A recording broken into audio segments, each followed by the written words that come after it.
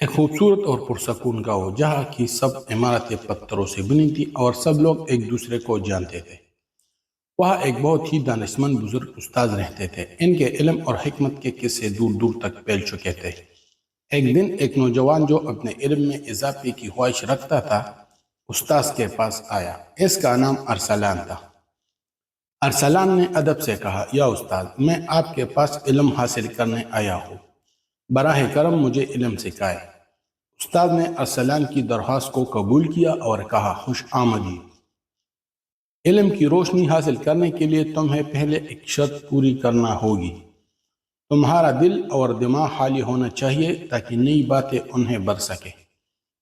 ارشاد پر عمل کرتے ہوئے ارسلان نے استاد کے ساتھ رہنا شروع کیا۔ استاد نے اس کو مختلف موضوعات پر تعلیم دی، جیسے کہ فلسفہ، اخلاق، فطرت اور سائنسی حقیقتیں۔ ارسلان نے ہر سبق کو دل سے سیکھنے کی کوشش کی۔ استاد ہر روز نیا علم پیش کرتے اور ارسلان اس علم کو اپنی زندگی میں بسانے کی کوشش کرتا تھا۔ کئی دنوں کے بعد استاد نے ارسلان کو ایک خاص امتحان دینے کا فیصلہ کیا۔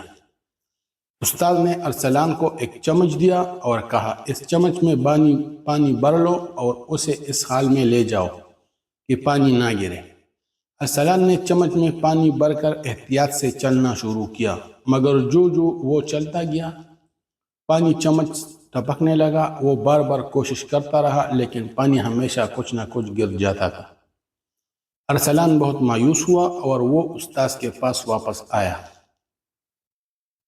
مایوس ہو کر ارسلان نے استاد سے کہا، ہر بار میں کوشش کرتا ہوں لیکن پانی گر جاتا ہے، کیا میں کبھی یہ کام صحیح طریقے سے کر سکوں گا؟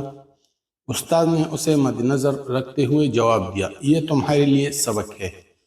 جب تم علم حاصل کرنے کی کوشش کرتے ہو تمہیں اپنے دل و دماغ کو مکمل طور پر خالی کرنا ہوتا ہے۔ تمہارے خیالات اور پریشانیاں علم کی روشنی کو جذب کرنے میں رکاوٹ بنتی ہے۔ چمچ میں پانی بھر کر لے جانے کی طرح علم کو اپنے دل میں بسانے کے لیے صبر، محنت اور خلوص کی ضرورت ہوتی ہے۔ ہر کوشش سے کچھ نہ کچھ سیکھنے کو ملتا ہے، چاہے نتیجہ فوراً نظر نہ آئے۔ ارسلان نے استاد کی باتوں کو سمجھا اور خود کو بہتر بنانے کے لیے محنت کرنا شروع کر دی۔ اس نے دل سے سیکھنے کی کوشش کی اور اپنی کوششوں کو بہتر بنانے کے لیے اپنی کمزوریوں پر قابو پانے کی کوشش کی۔ وقت کے ساتھ ساتھ اس نے اپنے علم میں مزید گہرائی پیدا کی اور ایک کامیاب طالب علم بن گیا۔ اس سے ہمیں یہ سبق ملتی ہے کہ علم حاصل کرنے کے لیے ہمیں صبر، محنت اور دل و دماغ کی صفائی کی ضرورت ہوتی ہے۔ ہر بار کی کوشش چاہے کامیاب نہ ہو ہمیں کچھ نہ کچھ سیکھنے کا موقع فراہم کرتی ہے۔ علم کا سفر ایک مسلسل عمل ہے جو مسلسل کوشش اور عزم کی طلب کرتا ہے۔ ہمارا سوال یہ ہے، اس سے آپ کو کیا سبق حاصل ہوا؟